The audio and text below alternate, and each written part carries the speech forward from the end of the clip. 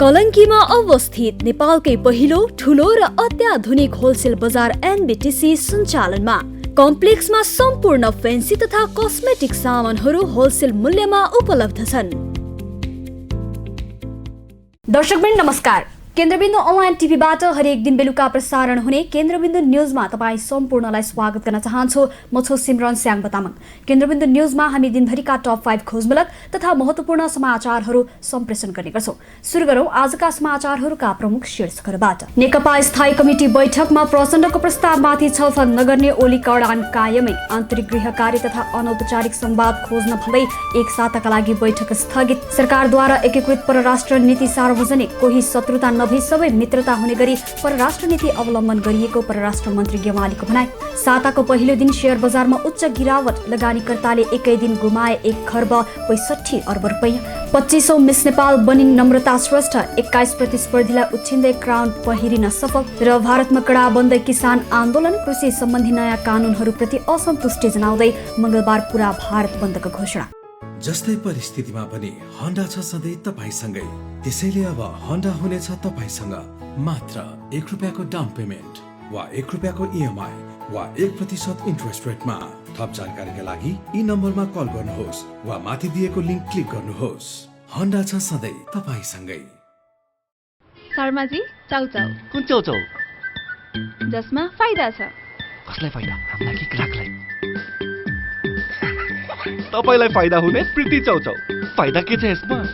फाइदा चौध मसलाको स्वाद छ, मिठो मिठो याद छ, भोक मिटाउने ताकत छ, पर्साउँदो विश्वास छ। बुझ्यो? प्रीति चाउचाउ फाइदा हुने चाउचाउ। भोक लागेमा प्रीति खाऊ। समाचार सुरु गरौं कोरोना भाइरस सम्बन्धी विश्वव्यापी अपडेटबाट। नेपालमा आज थप 1096 जना कोरोना भाइरस संक्रमित थपिएका छन्। स्वास्थ्य तथा जनसङ्ख्या मन्त्रालयका अनुसार देशभरका प्रयोगशालामा 6495 जनाको पीसीआर परीक्षणमा 1096 जनामा संक्रमण पुष्टि भएको हो। गत 24 घण्टामा 1752 जना संक्रमण मुक्त भएको मन्त्रालयले जनाएको छ। अहिलेसम्म संक्रमण मुक्त हुने 2,25,805 जना छन्। नेपालमा निको हुने दर 93.7% रहेको छ। पछिल्लो अपडेट अनुसार कोरोना संक्रमणबाट थप 17 जनाको मृत्यु भएको छ।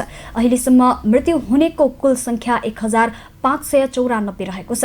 त्यस्तै गत 24 घण्टामा काठमाडौँ उपत्यकामा 485 जना संक्रमित थपिएका छन्। तीमध्ये काठमाडौँमा 351, भक्तपुरमा 59 र ललितपुरमा 75 जना संक्रमित थपिएका हुन्। यता विश्वभर कोरोना संक्रमितको संख्या 6,69,72,000 माथि पुगेको छ भने संक्रमणबाट मृत्यु हुनेको संख्या 15 लाख नाघेको छ। यसैगरी संक्रमणपछि निको हुनेको संख्या 4,63,00,000 माथि पुगेको छ। अब पूरा समाचार। भारतमा आन्दोलनरत किसानहरूले बन्दको घोषणा गरेका छन्। आफ्ना मागहरू पूरा गर्न सरकारले अटेरी गरेको भन्दै उनीहरूले यही डिसेम्बर 8 तारिकका दिन देशभर बन्दको आह्वान गरेका हुन्। कृषि सम्बन्धी नयाँ कानूनहरूप्रति असन्तुष्टि जनाउँदै भारतमा केही समयदेखि किसानहरू देशव्यापी रूपमा आन्दोलनरत छन्। हेरौं पूरा समाचार। छिमेकी मुलुक भारतमा किसान आन्दोलन कडा बन्दै गएको छ। किसान प्रतिनिधि र सरकारबीच चलेको 5वटा बैठकले कुनै निष्कर्ष निकाल्न नसकेपछि उनीहरूले आगामी मंगलबार 8 डिसेम्बरको दिन भारत बन्दको आह्वान गरेका छन्। उक्त बन्दमा 10वटा केन्द्रीय ट्रेड युनियनको समर्थन रहेको भारतीय सञ्चार माध्यमहरूले जनाएका छन्। आन्दोलनमा किसानको मूल माग कृषि क्षेत्रसँग जोडिएको 3वटा कानून फिर्ता लिने रहेका छन्। तर माग पूरा गर्न केन्द्र सरकार तयार छैन। कानून नै फिर्ता लिन सरकार तयार नभए पनि त्यसमा केही संशोधन गर्न भने तयार देखिएको छ। तर यसमा किसान नेता सहमत छैनन्। किसान आन्दोलनको मुख्य रूप दिल्ली एनसीआरमा केन्द्रित थियो, तर अहिले यो राष्ट्रव्यापी भइसकेको छ। उत्तर प्रदेश, बिहार, पश्चिम बंगाल, तमिलनाडु तथा महाराष्ट्र जस्ता राज्यका किसानलाई पनि दिल्ली आएर प्रदर्शनमा सहभागी हुन अपील गरिएको छ। विपक्षी कांग्रेसले मंगलबारको भारत बन्दलाई समर्थन गरेको छ। वामपन्थी झुकाव राख्ने पार्टीहरूले पनि यसलाई खुलेर समर्थन दिएका छन् भने ममता बनर्जीको तृणमूल कांग्रेस, लालू यादवको राष्ट्रिय जनता दल, तेलंगाना समिति, राष्ट्रिय लोकदल समेतले भारत बन्दको समर्थन गरेका छन्। नयाँ दिल्लीमा वर्चस्वशाली आम आदमी पार्टीको पनि यसमा सहमति रहेको जनाइएको छ। किसानले भारत बन्दका क्रममा दिल्ली जाने सबै सडक ब्लक गर्ने चेतावनी दिएका छन्। केन्द्र सरकार र कर्पोरेट जगत विरुद्ध किसान एकजुट भएका छन् र आन्दोलन थप कडा गर्नतिर लागेका छन्। कतिपय व्यापारिक युनियनले समेत भारत बन्दको समर्थन जनाएका छन्। पन्जाब तथा हरियाणाका किसान आफ्नो माग पूरा गराउन 10 दिन अघि दिल्लीतिर लागेका थिए। मिस नेपाल वर्ल्ड 2020 को उपाधि नम्रता श्रेष्ठले जितेकी छिन्। हिडन ट्रेजरद्वारा शनिबार आयोजित कार्यक्रममा 25औं मिस नेपाल नम्रतालाई मिस नेपाल वर्ल्ड 2019 अनुष्का श्रेष्ठले ताज पहिराएकी थिइन्। नम्रता श्रेष्ठ पेशाले किन्डरगार्टनकी शिक्षिका समेत हुन्। हेरौँ पुरा समाचार। मिस नेपाल 2020 को ताज नम्रता श्रेष्ठले पहिरेकी छिन्। हिडन ट्रेजरले शनिबार आयोजना गरेको प्रतियोगितामा 21 जनालाई उछिन्दै काठमाडौँकी 22 वर्षीय श्रेष्ठले ताज पहिरेकी हुन्। उनलाई मिस नेपाल 2019 अनुष्का श्रेष्ठले ताज पहिराइन्। आयोजकद्वारा कल्पना गर्नुहोस्, तपाईँ सानो ढुङ्गा हो जो पोखरीमा ढुङ्गा खसेपछि सुन्दर तरङ्ग फैलाउँछ। तपाईँ नेपाली महिलाको जीवनमा लामो समयसम्म तरङ्ग फैलाउन चाहनुहुन्छ भन्ने प्रश्नमा उनले नेपाली महिलाहरूलाई सकारात्मक सोचका साथ अगाडि बढाउने हो भने संसार जित्न चाहन्छन् भन्ने जवाफ दिँदै ताज जित्न सफल भएकी हुन्।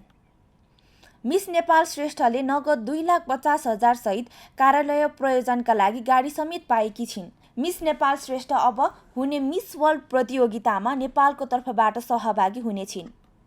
प्रतियोगितामा मिस नेपाल अर्थ काठमाडौँकी 24 वर्षीय सुप्रिया श्रेष्ठ, मिस नेपाल इन्टरनेसनल महोत्तरीकी 24 वर्षीय सन्ध्या शर्मा र मिस सुपरनेसनल काठमाडौँकी 24 वर्षीय सिमल कनौजियाले पाएका छन्। उनीहरू तीनैजनाले नगद रु 2,50,000 पाएका छन्। नेपालमा सन् 1994 देखि मिस नेपाल प्रतियोगिता सुरु भएको थियो। नेपालको पहिलो मिस नेपाल रुबी राणा हुन्। शनिबार गरिएको प्रतियोगिता 25औं हो। सन् 2094 देखि लगातार हुँदै आएको प्रतियोगिता सन् 2001, सन् 2006 र सन् 2008 मा विविध कारणले हुन सकेको थिएन। हिडन ट्रेजरका अध्यक्ष दिवाकर राजकर्णिकारले कोरोना भाइरसका कारणले प्रतियोगिता केही ढिला हुन गएको बताए। उनले 3 हप्ताको भर्चुअल तालिम र 2 हप्ताको भौतिक उपस्थितिमा प्रतियोगीहरूलाई तालिम प्रदान गरेको जानकारी दिए। प्रतियोगितामा 250 जनाले आवेदन दिए पनि 21 जनालाई मात्र छनौट गरिएको थियो। यस्तै प्रतियोगितामा मिस टुरिज्मको उपाधि Riya Shrestha, miss fitness Subangi Khatri, miss photogenic Ashtika Shrestha, miss healthy Neha Sarkar लगायत 11 विधामा उपाधि प्रदान गरिएको थियो। उक्त विधाका लागि रु 25,000 पुरस्कार राशि तय गरिएको थियो। साताको पहिलो दिन आइतबार शेयर बजारमा नेप्से परिसूचक 6% घटेपछि नेगेटिभ सर्किट लागेर निर्धारित समय अगाडि नै कारोबार बन्द भएको छ। आइतबार शेयर बजारबाट लगानीकर्ताले सबैभन्दा बढी गुमाएका छन्। गत बिहीबार 27 खर्ब 55 अर्ब 6 करोड रुपैयाँ पुगेको बजार पुँजीकरण आइतबार 25 खर्ब 89 अर्ब 74 करोड रुपैयाँमा झरेको छ, जसले गर्दा लगानीकर्ताले एक दिनमा 1 खर्ब 65 अर्ब 32 करोड रुपैयाँ गुमाएका छन्। हेरौँ पुरा समाचार। शेयर बजारमा नेप्से परिसूचक 6% घटेपछि नेगेटिभ सर्किट लागेर निर्धारित समय अगाडि नै कारोबार बन्द भएको छ। नेपाल राष्ट्र बैंकले मौद्रिक नीतिको पहिलो त्रैमासिक समीक्षा मार्फत शेयर धितो कर्जामा पुनरावलोकन गर्ने बताएपछि आइतबार बजारमा उच्च गिरावट देखिएको छ। यस्तै एक महिनामा 400 भन्दा बढी अङ्कले बढेको बजारमा अल्पकालीन लगानीकर्ताले नाफा सुरक्षित गर्न बिक्री चाप बढाएकाले पनि बजार ओह्रालो लागेको हो। आइतबार मात्रै नेप्से परिसूचक 6% अर्थात् 123.34 अङ्कले घटेर 1932.11 अङ्कमा बन्द भएको छ। नेप्सेमा आज भएको गिरावट अहिलेसम्मकै उच्च हो। यस्तै क वर्गका कम्पनीहरूको कारोबार मापन गर्ने सेन्सेटिभ परिसूचक पनि 5.51% अर्थात् 21.62 अङ्कले घटेर 370.67 अङ्कमा बन्द भएको छ। आज नेप्सेमा 6% को नकारात्मक सर्किट लाग्दा 2:14 नै कारोबार बन्द हुन पुगेको थियो। आज दिनभर 197 कम्पनीको 7 अर्ब 20 करोड 91 लाख 80,213 रुपियाँ बराबरको 1 करोड 74 लाख 70,078 सेयर खरिद बिक्री भएको छ। कारोबार सङ्ख्या 61,858 रहेको छ। कारोबारमा आएका सबै समूह घटेका छन्। सबैभन्दा धेरै अन्य समूह 9.13%ले घटेको छ। त्यसपछि जीवन बिमा समूह 8.26%, उत्पादन तथा प्रशोधन 7.59%, व्यापार समूह 7.42%, लघु वित्त 7.03%, निर्जीवन बिमा 5.74%, जलविद्युत 5%, बैङ्किङ 4.33%, होटल 4%, विकास बैङ्क 3.44%ले घटेका छन्। बजारमा सबैभन्दा धेरै कारोबार पुनर्बिमा कम्पनीको 1 अर्ब 16 करोड रुपियाँ बढीको कारोबार भएको छ। बजारमा उच्च गिरावट आए पनि 9वटा कम्पनीका सेयर धनीले भने नाफा कमाएका छन्। रिलायन्स फाइनान्सका सेयर धनीले 2.29% कमाएका छन्। यस्तै हिमालयन बैङ्कको debenture, corporate development bank, Narayani development bank, Manjushree finance लगायतका कम्पनीका सेयर धनीहरूले नाफा कमाएका छन्। डिप्रोक्स लघु वित्त वित्तीय संस्थाका सेयर धनीले 10%ले गुमाएका छन्। यस्तै पुनर्बिमा कम्पनी, सान्जेन जलविद्युत कम्पनी, दूरसञ्चार company, Himalayan distillery, Shivam cement, Himalayan general insurance लगायतका कम्पनीका सेयर धनीहरूले पनि झन्डै 10%ले गुमाएका छन्। सरकारले पहिलो पटक परराष्ट्र नीति सार्वजनिक गरेको छ। परराष्ट्र मन्त्री प्रदीप कुमार गेवालीले आइतबार मन्त्रालयमा पत्रकार सम्मेलन गरी परराष्ट्र नीति सार्वजनिक गरेका हुन्। नेपाल सरकारले स्वीकृत गरेको नीतिले नेपालको विदेश मामिलामा संलग्नताको विषयमा स्पष्ट रूपमा मार्ग तय गरेको परराष्ट्र मन्त्रालयले जनाएको छ। नीतिले छिमेकी लगायत सबै मुलुकसँग सार्वभौमिक समानता, पारस्परिक लाभ र सम्मानका आधारमा द्विपक्षीय सम्बन्ध विस्तार र सुदृढ गर्ने उद्देश्य लिएको मन्त्रालयले जनाएको छ। हेरौँ यो रिपोर्ट।